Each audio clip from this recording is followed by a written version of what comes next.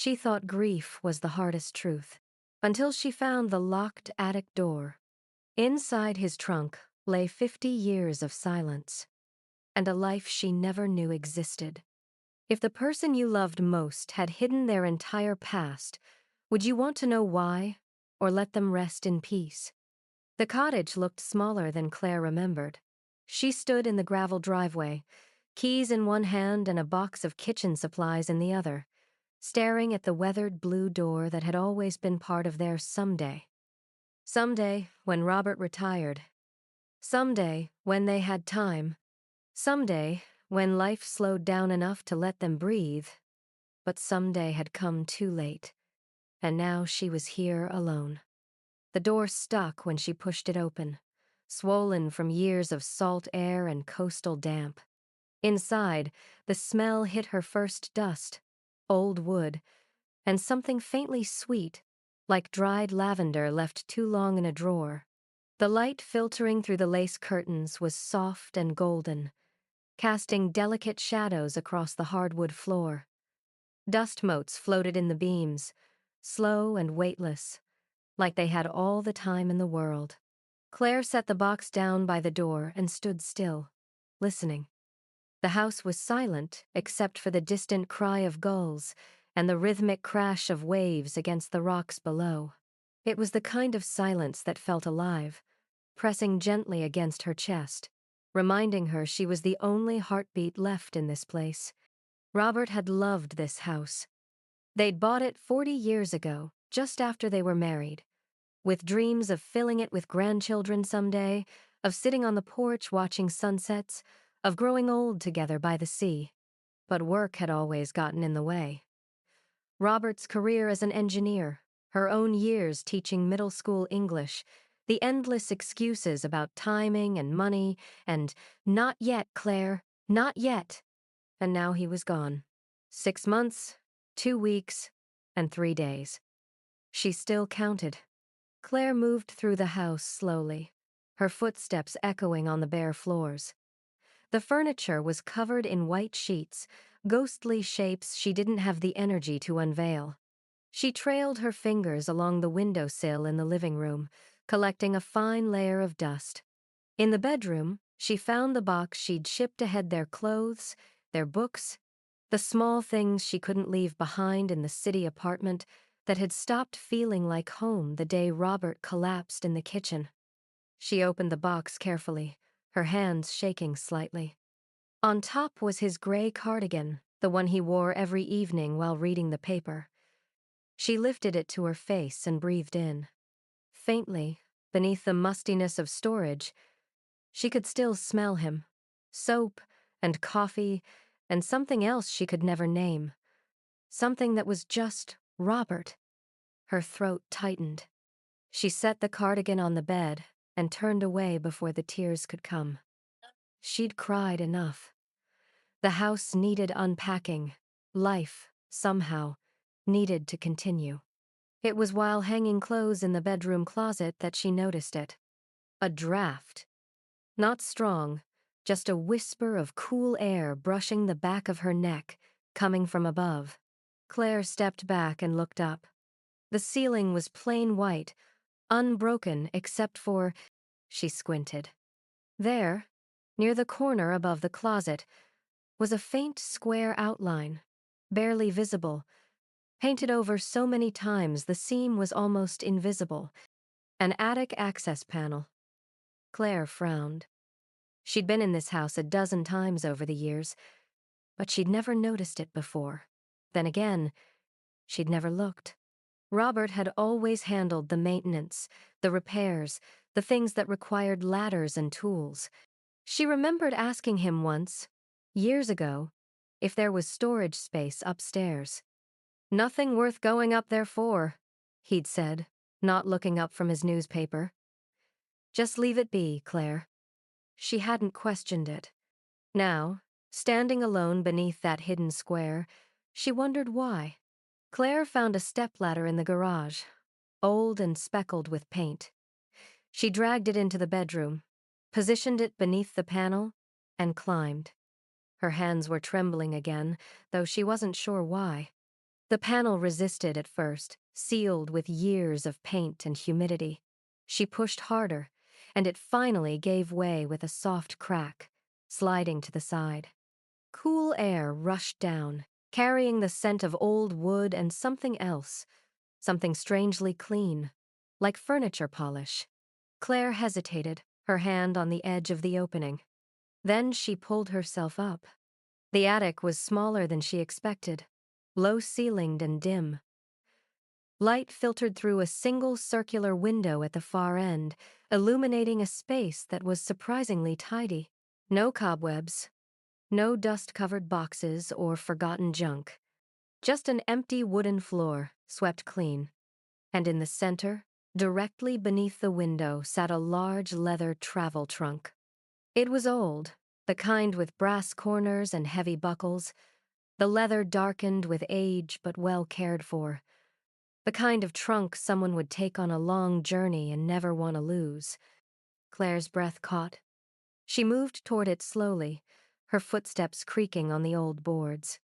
The trunk was locked with a combination padlock, 4 brass dials worn smooth from use, and resting on top of the trunk, held down by a small stone, was a folded piece of paper.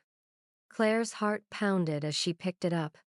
The handwriting was unmistakably Robert's neat, careful, the way he signed birthday cards and grocery lists. It said simply, "For Claire, when you're ready." She sank to her knees, the note trembling in her hands. Robert had been up here. Not once, but many times. Judging by how clean everything was, he'd kept this space, preserved it, hidden it from her for 40 years. And he'd left something for her to find. Claire stared at the trunk, her mind spinning. What could be inside? What had her husband, the man she'd shared a life with, a bed with, 1,000 ordinary mornings with, kept locked away all this time? Part of her wanted to climb back down, to leave it sealed, to let the past stay buried. But another part of her, the part that had spent 6 months asking questions no one could answer, needed to know. She reached for the lock, her fingers hovering over the dials. The combination. What would Robert have chosen? Claire sat on the attic floor for what felt like hours, staring at the trunk. The note lay beside her, Robert's careful handwriting catching the light from the circular window. For Claire. When you're ready. But was she ready? She didn't know. The attic was silent except for the faint whistle of wind through the eaves and the distant rhythm of the ocean. Dust motes drifted lazily through the single shaft of sunlight, and everything felt suspended, as if time itself was holding its breath. Claire reached out slowly, her fingers brushing the worn leather. The trunk was heavy, solid, real. Not a dream, not a mistake. Robert had left this for her, which meant he'd known that someday she would be here alone, searching for answers he'd never given her while he was alive. She couldn't stay up here. The attic felt too small, too close. The air too thick with the weight of what she was about to uncover. Claire climbed back down the ladder, steadied herself, then dragged the trunk to the edge of the opening.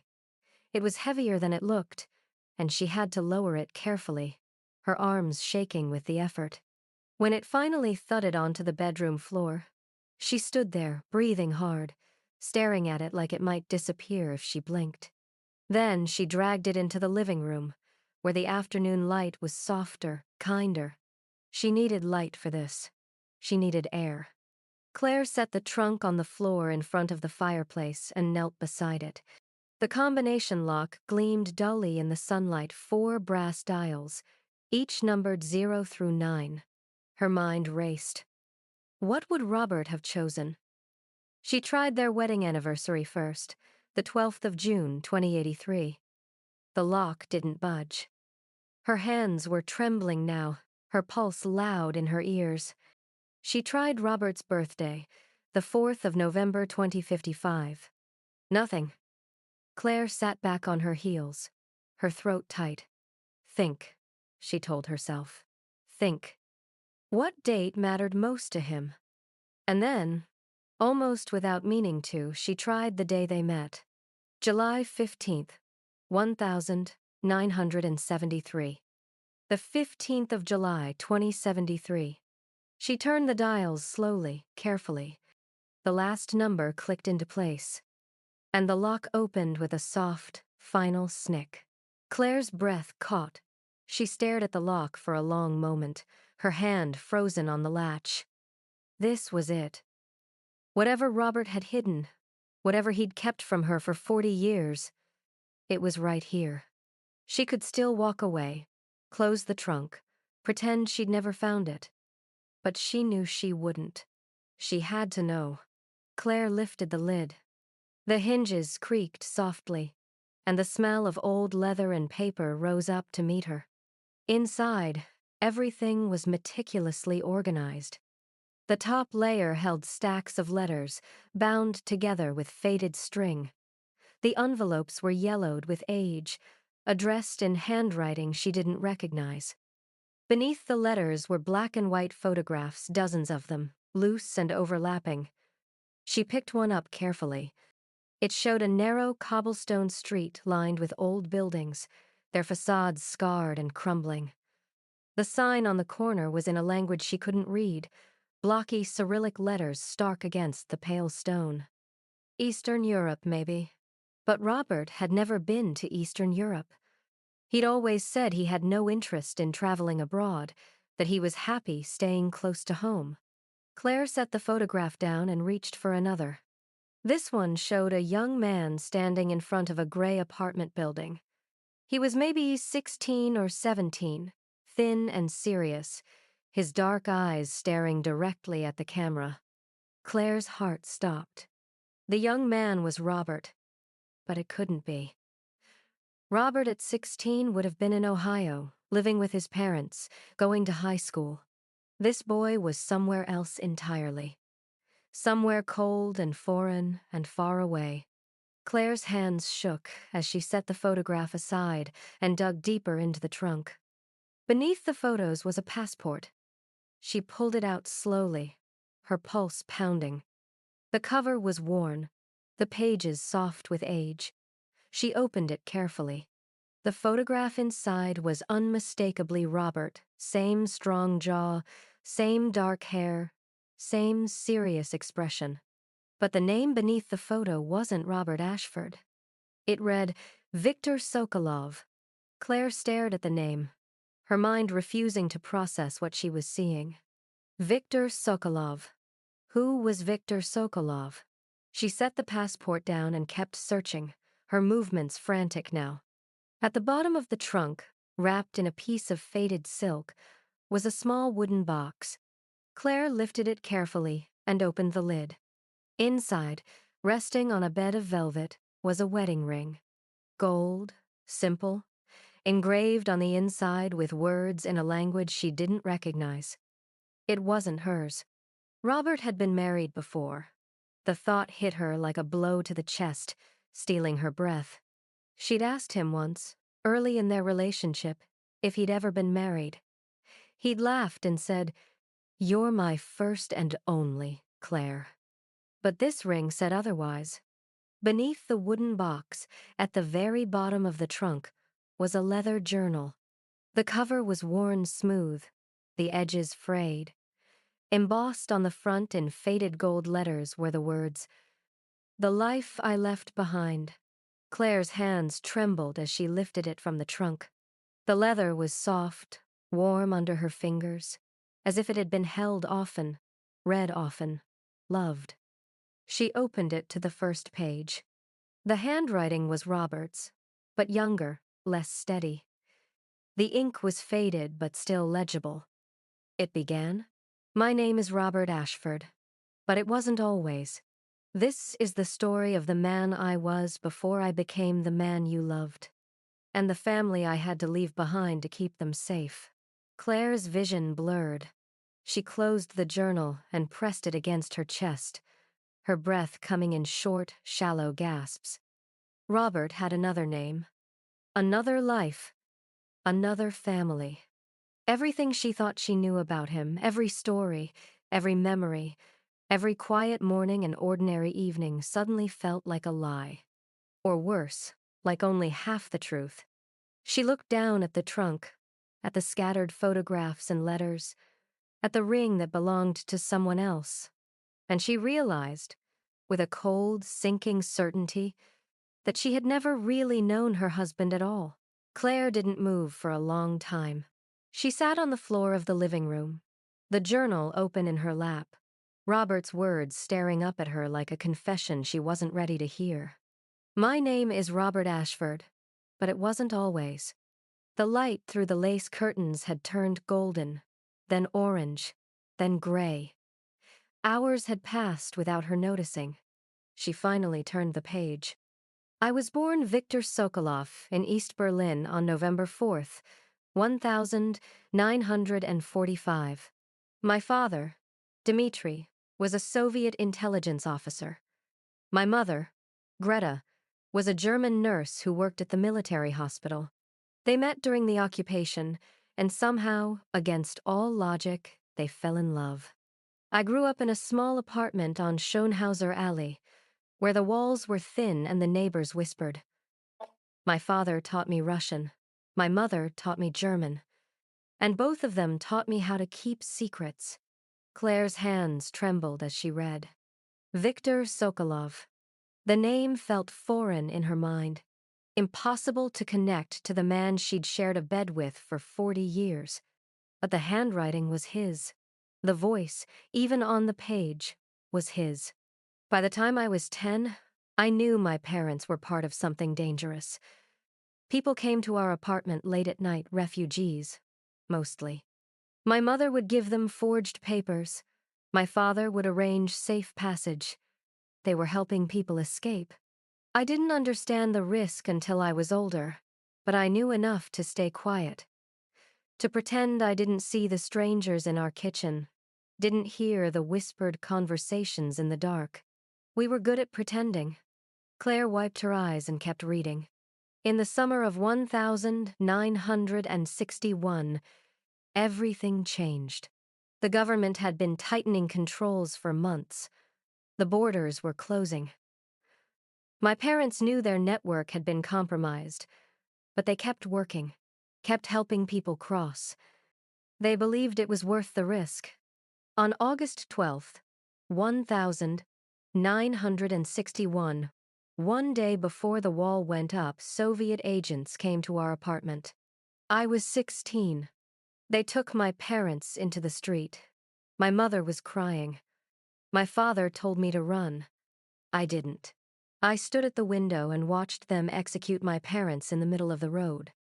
Claire's breath caught. She closed her eyes, but the image Robert Victor had described was already burned into her mind. A 16-year-old boy watching his parents die. I don't remember how I got out of the apartment. I don't remember much of the next 3 days.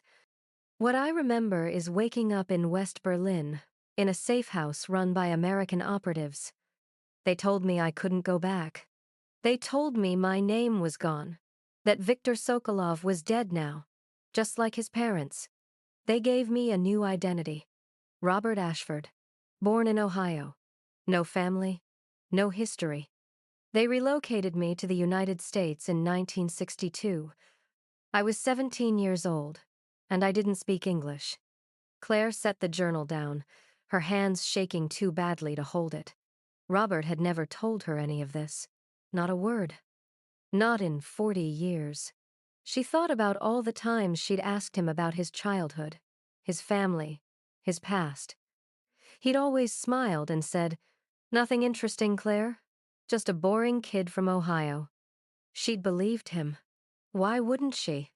Claire stood slowly, her legs stiff from sitting so long. She walked to the window and stared out at the darkening ocean, trying to process what she'd just read. Robert had watched his parents die. He'd been smuggled out of East Berlin as a refugee. He'd lived under a false identity his entire adult life, and he'd never told her. She wanted to be angry, wanted to feel betrayed, but all she felt was a deep, aching sorrow. For the boy who'd lost everything, for the man who'd carried that loss alone. Claire returned to the trunk and picked up the stack of letters. They were tied with string, the envelopes yellowed and brittle.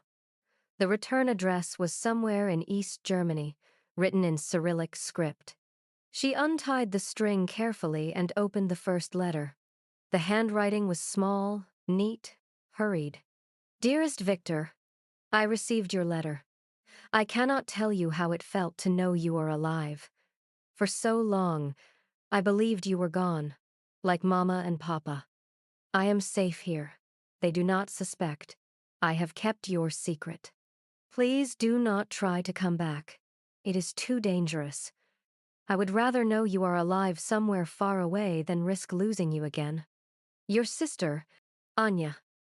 Claire's throat tightened. Robert had a sister he'd left behind. A sister who'd written to him in secret for years, knowing she might never see him again. Claire read letter after letter, each one achingly brief, each one filled with love and loss. Anya wrote about her life, small, careful details, a new job, a neighbor's kindness, the weather. She never asked Victor to come back. She only asked him to stay safe. The last letter was dated 1995. Victor, I am not well. The doctors say it is my heart. I do not know how much time I have left. I want you to know that I forgave you long ago for leaving. You had no choice. You were always the brave one. I had a daughter. Her name is Katya. She is 22 now, strong and beautiful. She does not know about you. I thought it was safer that way. But I kept the photograph you sent me when she was a baby. I will leave it for her, so that someday she might know she had an uncle who loved her, even from so far away. Be happy, Victor. You deserve that much. Anya. Claire's vision blurred. She looked at the date on the letter again. November 1995. She remembered that month. Robert had been distant, withdrawn. She'd asked him what was wrong, and he'd said it was work stress. She'd believed him. But now she knew. He'd been mourning his sister in silence, unable to tell Claire why. Claire reached back into the trunk, her hands shaking. Tucked between the pages of the journal was a photograph. She pulled it out carefully. It showed a young woman, maybe in her 30s, standing in front of a gray apartment building. She was holding a baby, wrapped in a knitted blanket. The woman's face was serious, but her eyes were kind. Claire turned the photograph over. On the back, in faded pencil, were the words, Anya and Katya, 1979. They are safe. I will never see them again. Claire sank to the floor. The photograph clutched in her hands. Robert had a niece named Katya, who would be in her 60s now. A woman who had no idea her uncle had survived, had built a life, had loved someone. A woman who might still be alive. Somewhere in Germany, carrying Robert's blood, his history, his loss. And Claire was the only one who knew. She looked back at the trunk, her heart pounding. And that's when she saw it. At the very bottom, beneath the letters and photographs, was one more envelope. Larger than the others, sealed with wax. And on the front, in Robert's careful handwriting, was a single word. Claire. Claire stared at the envelope for a long time before she touched it. Her name, written in Robert's handwriting, clear and deliberate. Claire. The wax seal had cracked with age, red flakes clinging to the paper like dried blood. She picked it up carefully, her hands shaking. Outside, the ocean had turned dark. The room was lit only by the dying light through the windows and the single lamp she'd turned on hours ago. She broke the seal. Inside was a single folded letter, the paper thick and cream-colored, the kind Robert used for important things. Claire unfolded it slowly, her breath shallow. The handwriting was his, but older, less steady than the journal, as if he'd written it when he was tired or afraid. It began, "My dearest Claire, if you're reading this, then I'm gone, and you found what I spent 40 years trying to protect you from.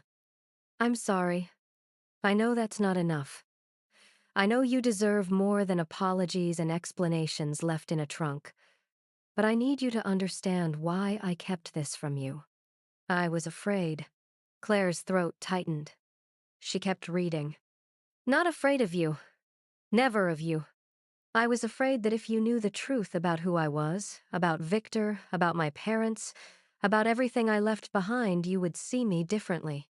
You would see the boy who watched his parents die and did nothing. You would see the man who abandoned his sister to save himself. You would see the coward I've always been. And I couldn't bear that. I couldn't bear losing you because of the man I used to be." Claire wiped her eyes, her vision blurring. Robert had thought she would leave him. He'd thought the truth would break them. "I met you in 1973, 2 weeks after I ran from the only other person who knew who I really was. Her name was Liesel." Claire's breath caught. She looked back at the trunk, at the bundle of letters she hadn't yet touched, the ones in German. Liesel was the daughter of a German-American family in Ohio. We met at a church social in 1970. She was kind, patient, and for the first time since I'd left Berlin, I felt like I could breathe. I told her everything.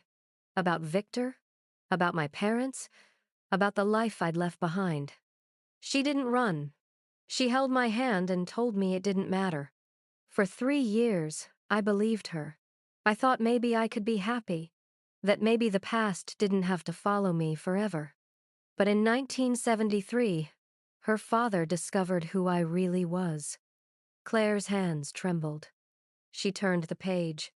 Liesel's father had been a low-ranking Nazi officer during the war. He'd fled to America under a false identity, just like me. When he found out I was the son of a Soviet officer, he panicked. He thought I was a spy. He threatened to expose me to people who were still hunting defectors. I had to leave. I packed a bag, wrote Liesel a letter I never sent, and disappeared overnight. 2 weeks later, I met you at the library. You smiled at me, and for the first time in years, I didn't feel like I was running. I felt like I'd finally stopped.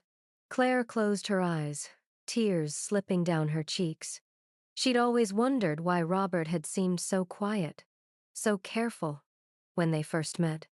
She'd thought he was shy, but he'd been broken.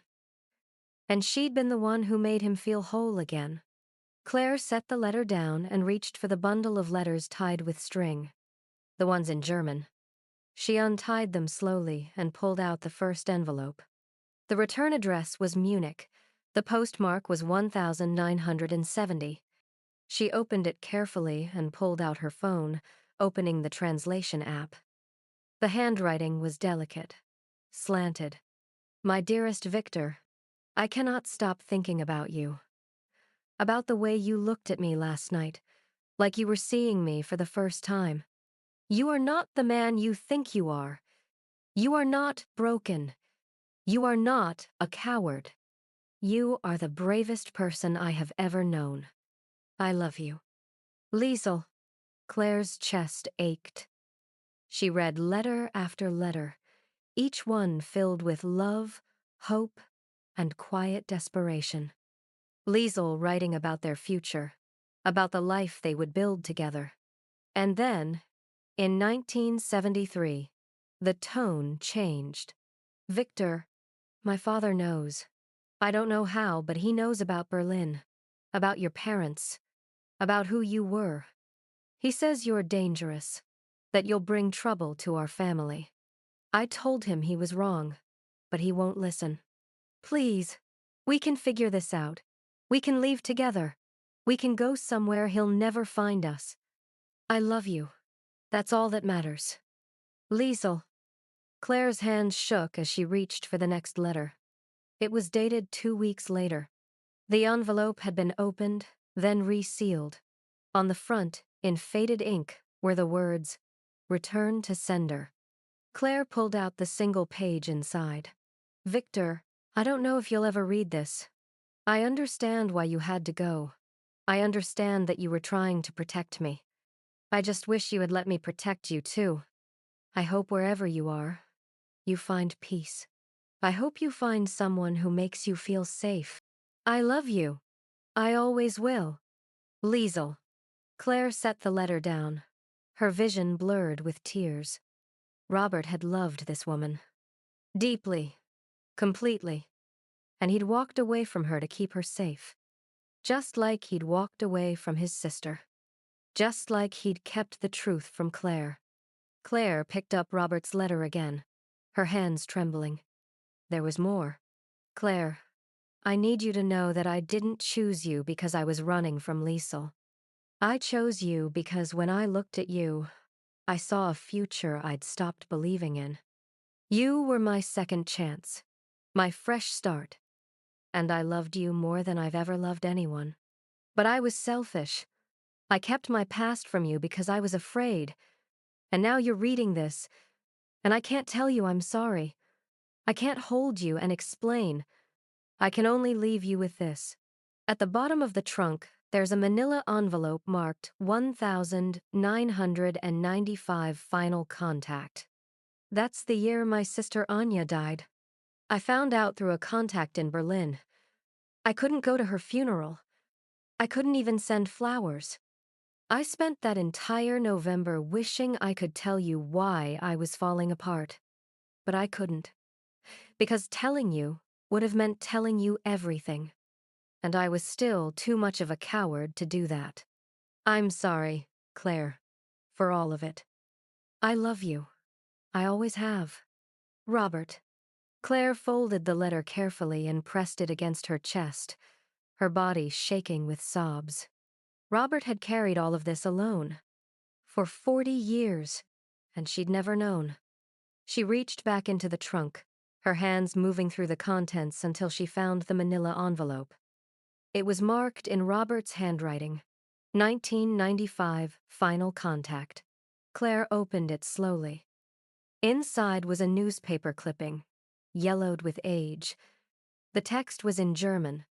She held it up to her phone, translating line by line. It was an obituary.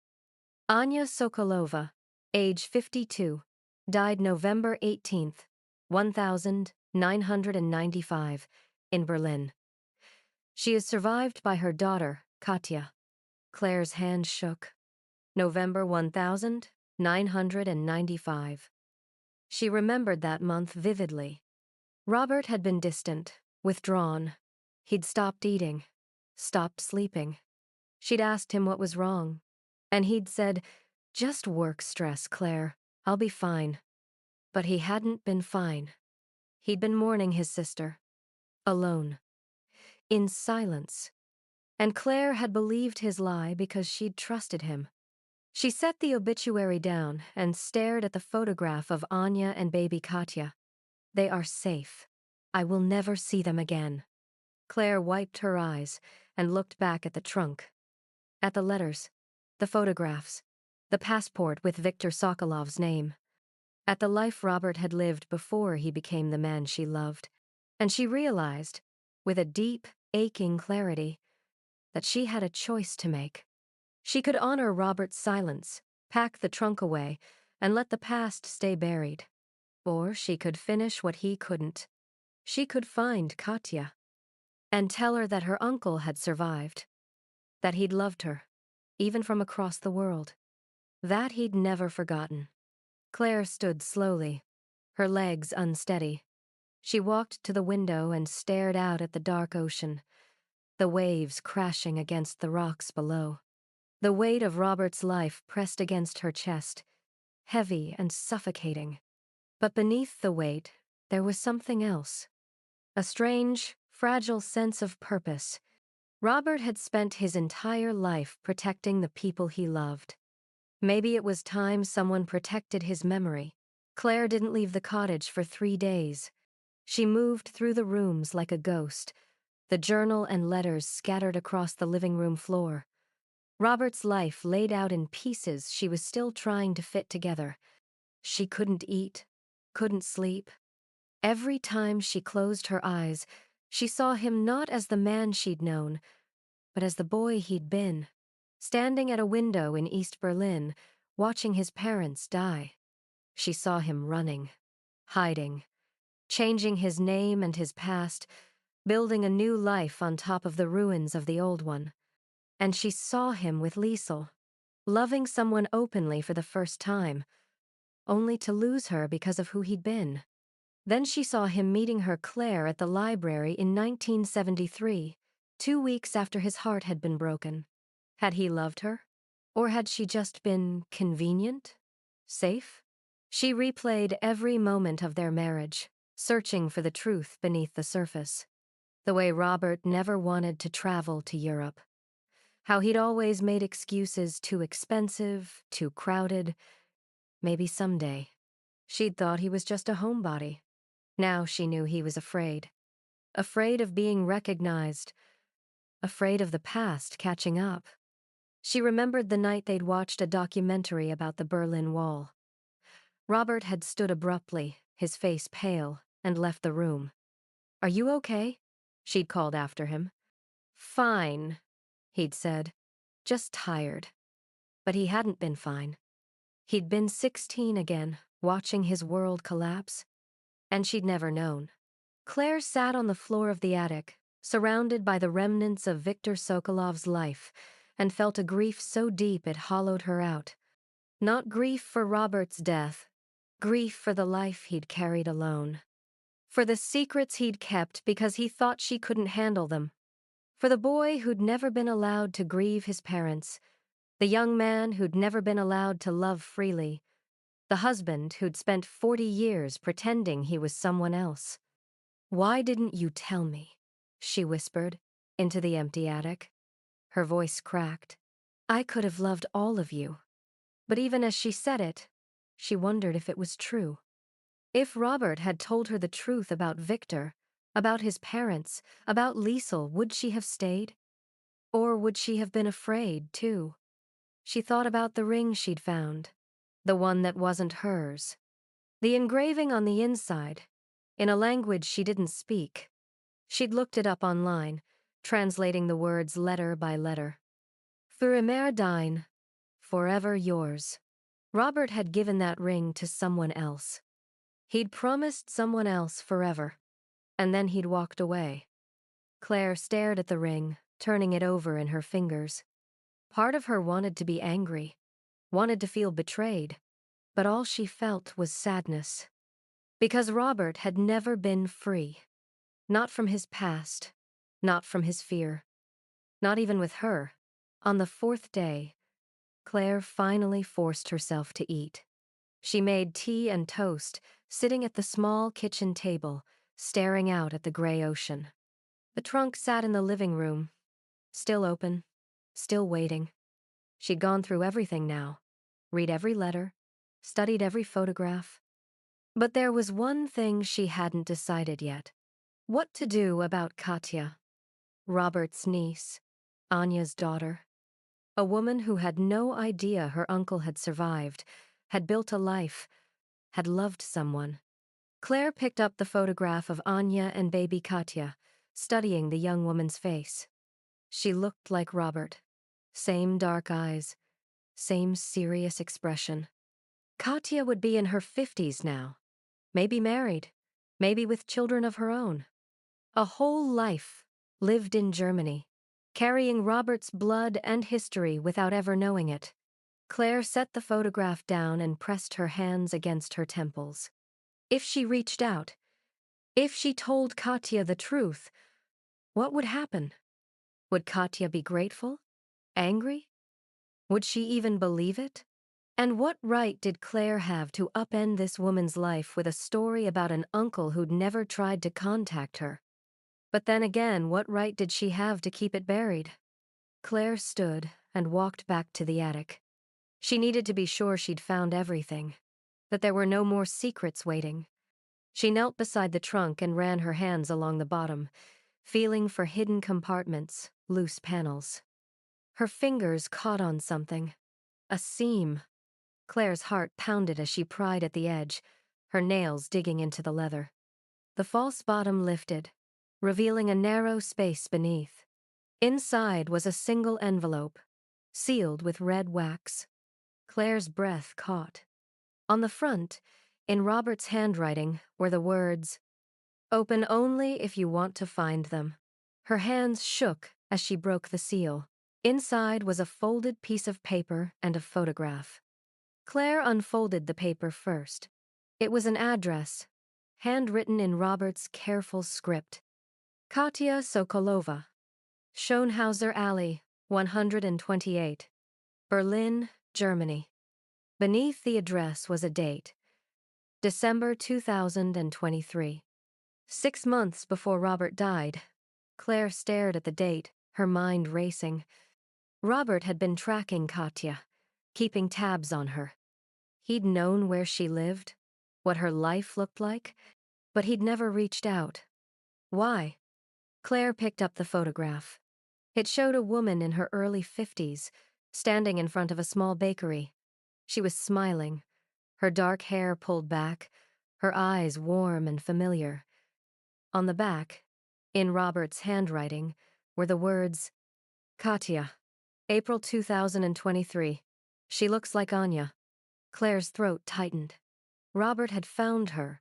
He'd seen her, or at least seen photographs of her, and he'd kept it to himself. But he'd also left this envelope for Claire, which meant he wanted her to know. He wanted her to have the choice he'd never been able to make. Claire sat on the attic floor, the photograph in one hand, the address in the other. She thought about Katya, living her life in Berlin, unaware that her uncle had survived, had spent decades thinking about her from across the world. She thought about Anya, dying without ever knowing her brother had escaped. She thought about Robert, carrying all of this alone until his heart finally gave out. And she realized, with a cold, heavy certainty, that she had a choice to make. She could honor Robert's silence, pack the trunk away, burn the address, and let the past stay buried. Or she could do what Robert couldn't. She could reach out to Katya, tell her the truth, and finish the story Robert had spent his entire life trying to protect. Claire stood slowly, her legs unsteady. She walked downstairs, the photograph and address clutched in her hands. In the living room, the fire was still burning low, embers glowing softly in the grate. It would be so easy. Just toss the paper into the flames, watch it curl and blacken and disappear. Let Robert's secret die with him. Claire knelt in front of the fireplace, her hand hovering over the fire. The heat licked at her fingers. She thought about Robert's letter, his final words. "I'm sorry, Claire, for all of it." And she thought about the boy who'd watched his parents die, the man who'd spent his life running, the husband who'd loved her enough to let her live without his ghosts. Claire pulled her hand back. She couldn't do it. She couldn't let this story end in silence. She stood and walked to the small desk by the window. She pulled out a sheet of paper and a pen, and she began to write. "Dear Katya, my name is Claire Ashford. You don't know me, but I believe I knew your uncle." Her hand trembled as she wrote, the words spilling out faster than she could think them through. She didn't know if this was the right choice. She didn't know if Katya would even respond. But she knew, with a deep, unshakable certainty, that this was what Robert had wanted. He'd left the address for her. He'd left the choice. And now she was making it. Claire spent the next 2 weeks in a kind of limbo. She couldn't send the letter, but she couldn't throw it away either. It sat on the desk by the window, sealed in an envelope addressed to Katya Sokolova, Berlin, Germany. Every morning, Claire would pick it up, her hand hovering over her coat pocket. Every morning, she would set it back down. The cottage felt smaller with each passing day. The walls closed in, the silence grew heavier, and the trunk in the living room seemed to pulse with its own heartbeat, a constant reminder of the choice she still hadn't made. She stopped answering the phone when it rang, stopped checking her email. The outside world felt distant, unreal, like something happening to someone else. All that mattered was the letter, the photograph of Katya, and the question that looped endlessly through her mind. What gives me the right? On the 10th day, Claire called a private investigator in Berlin. She didn't know why. Maybe she needed proof that Katya was real, that this wasn't just some ghost from Robert's past. The investigator's name was Henrik. His voice was calm, professional, unimpressed by her story. "I need you to confirm someone's location," Claire said, her voice shaking. "I have a name and an address." "Of course. Send me what you have." Claire emailed him the address, the photograph, everything. 2 days later, Henrik called back. "Katya Sokolova," he said. "Age 65. Works as a librarian at a community center in Prenzlauer Berg. Lives alone. No criminal record. Quiet life." Claire's hands tightened around the phone. Did you see her?" "I took photographs. I'll send them."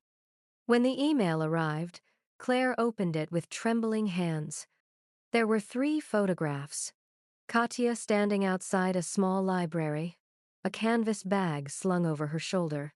Katya at a cafe, reading a book, her face calm and serious. Katya walking down a tree-lined street, the late afternoon sun catching in her dark hair. Claire stared at the images, her throat tight. Katya looked like Robert. The same strong jaw, the same thoughtful expression, the same sadness in her eyes.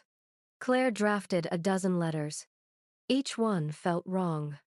Too formal, too personal, too much, not enough. "Dear Katya, my name is Claire Ashford. I was married to a man named Robert, but his real name was Viktor Sokolov, and I believe he was your uncle. Delete. Dear Katya, you don't know me, but I know your family. I know your mother, Anya. I know what happened in 1961. I know that your uncle survived. Delete. Dear Katya, I'm writing to tell you something that will change your understanding of your family. Please forgive me. Delete." Claire sat at the desk, staring at the blank page, and felt the weight of every word she couldn't write. What if Katya didn't believe her? What if she did, and it destroyed her? What right did Claire have to rewrite this woman's life?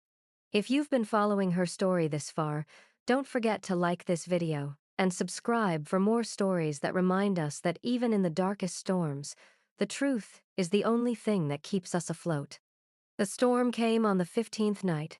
Rain lashed against the windows, and the wind howled through the eaves, rattling the old cottage like it was trying to shake something loose. Claire sat in the attic, surrounded by Robert's things, unable to sleep. The journal lay open in her lap, the pages soft and worn from her constant reading. She turned to the final entry, the one Robert had written just before he sealed the trunk. "If you're reading this, Claire, then I'm gone. And you've found what I spent my entire life trying to protect you from. I hope you can forgive me. I hope you understand that I kept these secrets not because I didn't trust you, but because I loved you too much to burden you with my past. But if you've opened the envelope at the bottom of the trunk, if you've found Katya's address, then you're making a choice I never had the courage to make. I'm proud of you for that. Whatever you decide, I'll understand. I love you, Claire. Always." Claire closed the journal and pressed it against her chest. "You bastard," she whispered, tears streaming down her face. "You left me to do this alone."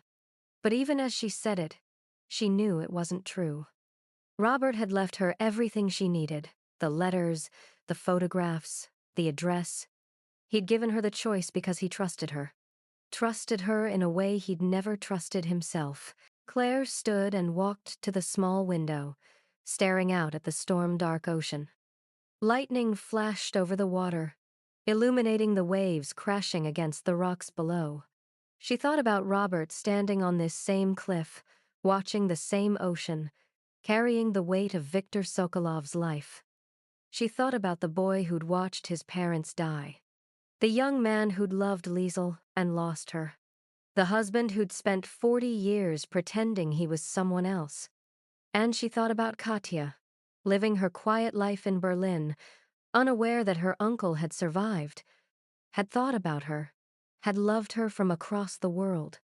Claire closed her eyes, and she remembered something Robert had said to her once, years ago, after a fight she could barely recall. They'd been arguing about something small money, maybe, or plans for the weekend, and she'd been angry, ready to walk away. Robert had caught her hand gently and said, "The hardest part of love is knowing when to hold on and when to let go." She'd thought he was talking about their argument, but now she understood. He'd been talking about himself, about Anya, about Liesel, about Viktor, about all the people he'd had to let go of to survive. And now it was Claire's turn to decide. Hold on to Robert's secret, or let it go. She walked downstairs slowly, her legs unsteady. The letter sat on the desk, waiting. Claire picked it up and stared at the address one more time. Then she put on her coat, grabbed an umbrella, and walked out into the storm. The post office was closed, but there was a mailbox on the corner, blue and battered by wind and salt. Claire stood in front of it, rain soaking through her coat, the letter clutched in her hands.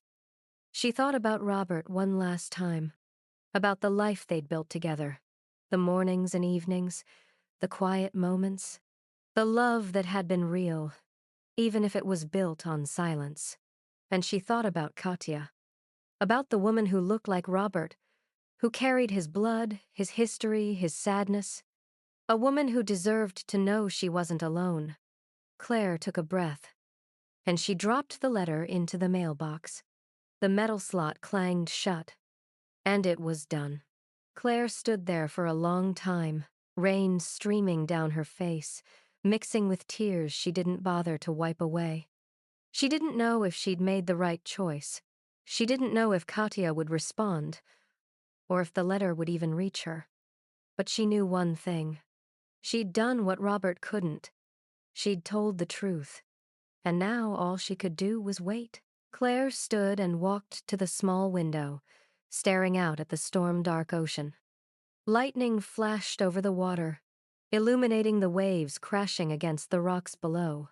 She thought about Robert standing on this same cliff, watching the same ocean, carrying the weight of Viktor Sokolov's life.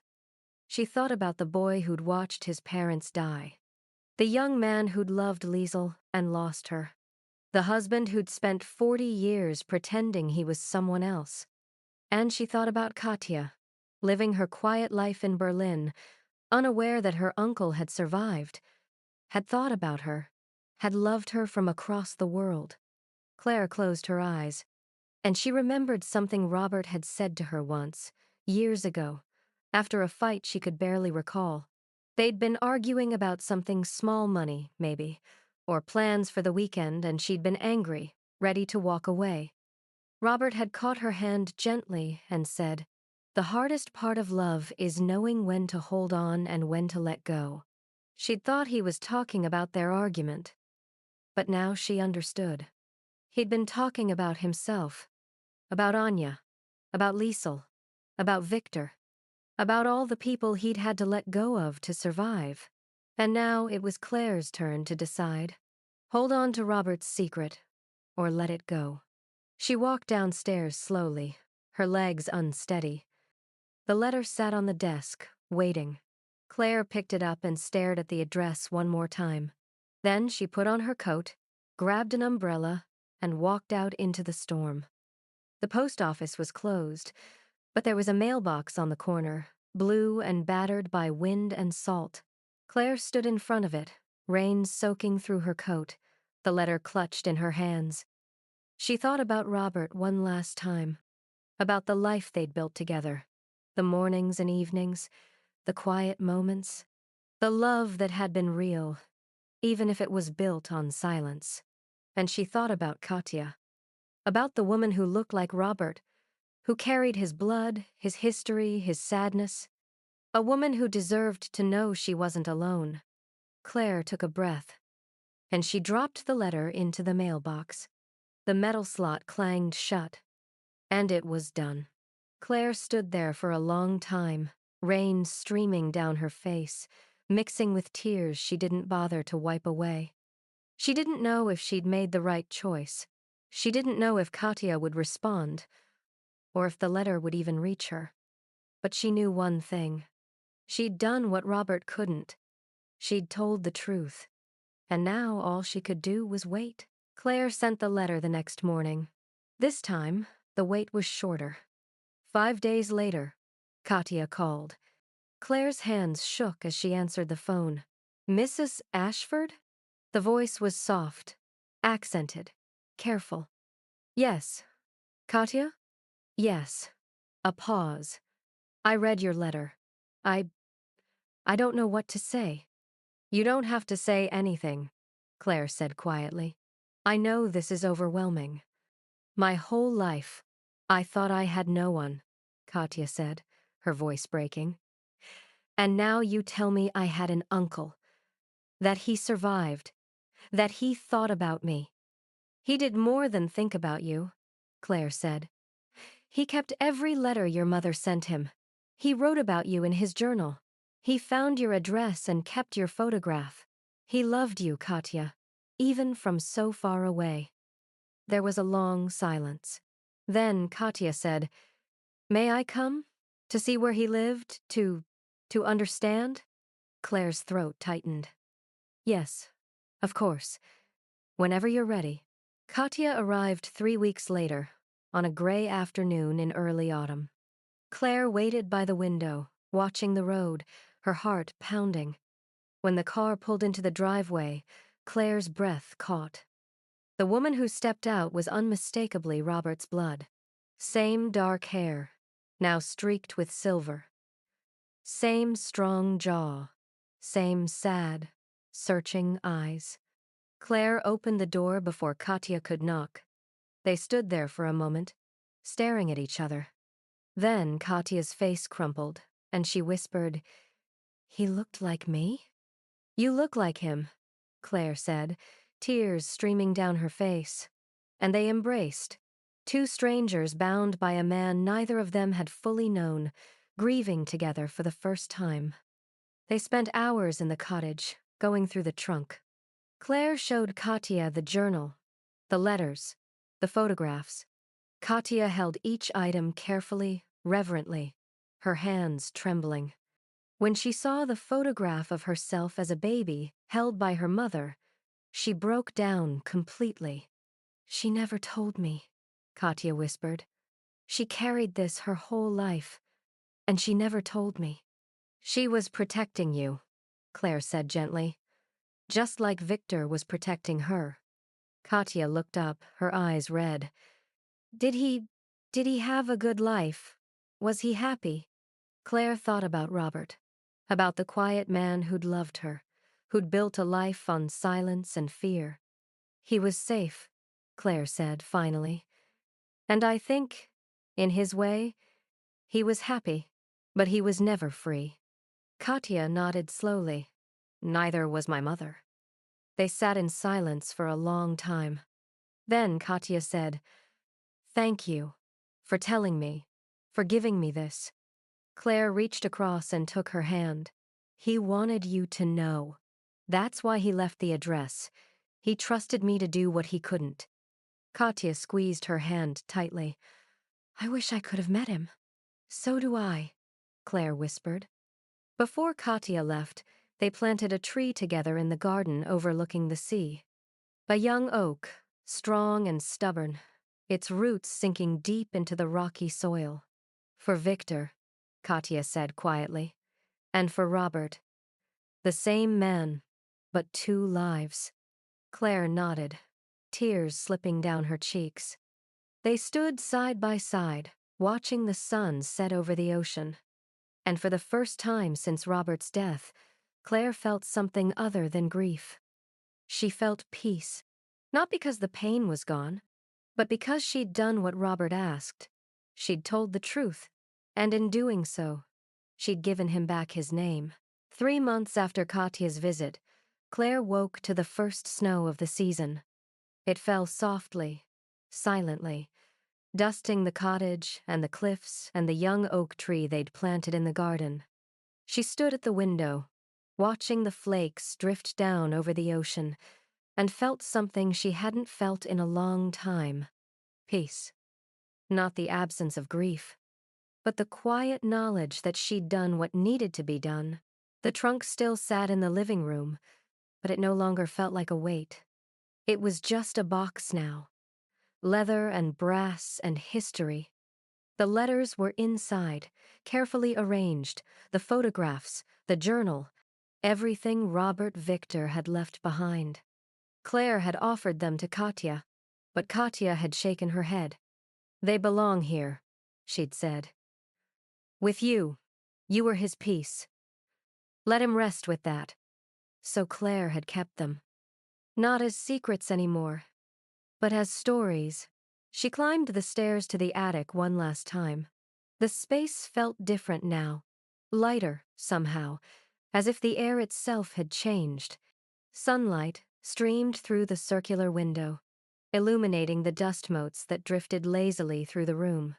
Claire stood in the center of the floor, where the trunk had sat for so many years, and closed her eyes. She could still feel Robert here, not as a ghost, not as a shadow, but as the truth he'd always been. "I wish you'd told me," she whispered. Her voice echoed softly in the empty space. "I wish you'd trusted me with all of it.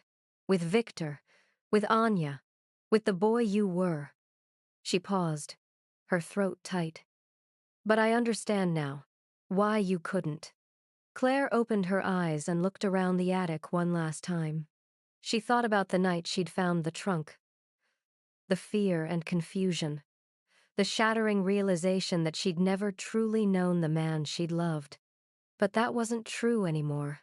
She did know him. She knew the boy who'd watched his parents die. She knew the young man who'd loved Liesel and lost her. She knew the husband who'd carried 2 lives in one heart, and who'd done it alone because he thought it was the only way to keep the people he loved safe. She knew Victor, and she knew Robert, and she loved them both. Claire walked to the window and looked out at the ocean. The waves were calm today, rolling gently against the rocks, their rhythms steady and sure. She thought about Katya, back in Berlin, rebuilding her understanding of her family. She thought about Anya, who died believing her brother was gone. She thought about Robert, who'd spent 40 years carrying a secret that had finally been set free. And she thought about herself, about the woman she'd been 6 months ago lost, grieving, drowning in questions that had no answers. That woman was gone now. In her place was someone stronger, someone who understood that love wasn't just about what you knew, but about what you were willing to forgive. Claire turned away from the window and walked to the stairs. She didn't close the attic door behind her. She left it open, letting the light spill down into the hallway below. There was no need to lock it anymore. The secrets were gone. That evening, Claire walked down to the shore. The snow had stopped, and the sky was clear and cold, stars beginning to prick through the deepening blue. She stood at the edge of the cliff, the wind tugging at her coat, and held Robert's journal against her chest. She'd read it so many times the pages were soft, the ink beginning to fade, but she didn't need to read it anymore. She knew the story by heart. "You were always enough," she whispered into the wind. "All of you." The ocean roared below, endless and patient. And for the first time since Robert's death, Claire felt him beside her. Not as a ghost, not as a memory, but as the truth he'd always been, flawed and human, and deeply, impossibly loved. Claire stood there for a long time, watching the stars emerge one by one. Then she turned and walked back toward the cottage. The lights were on inside, warm and golden against the darkness. The trunk was there, waiting, but it no longer held power over her. It was just a part of the story now. And the story, finally, was complete. Behind her, the young oak tree stood silhouetted against the sky, its bare branches reaching upward. In the spring, it would bloom, and in the years to come, it would grow strong and tall, its roots sinking deep into the rocky soil. A living memorial to the boy who became a man by learning to carry two lives in one heart. And to the woman who loved him enough to let both of them go, the attic would always hold his secrets, but her heart no longer needed to. Love is not diminished by the secrets we keep, it is deepened by the courage to face them. Sometimes the greatest gift we can give the people we've lost is to finish the story they couldn't tell, honoring not just the life they lived with us, but the life they carried in silence. Truth may hurt, but it also heals. And the past, when finally brought into the light, becomes not a burden, but a bridge between grief and grace.